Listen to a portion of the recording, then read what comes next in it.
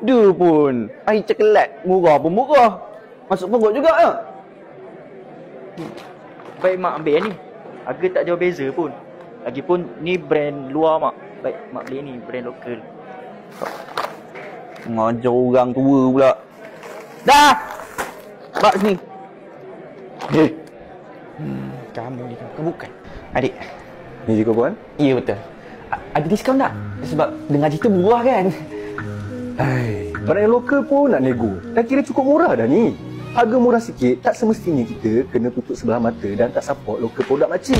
Diorang pun sementara je. Nanti naik balik lah harga tu. Yelah. Tapi 5 boleh? Tak boleh. 5 lah. Tak boleh, cik. 3? Tak boleh. Eh, Tak boleh, cik. akak ni suruh rumah.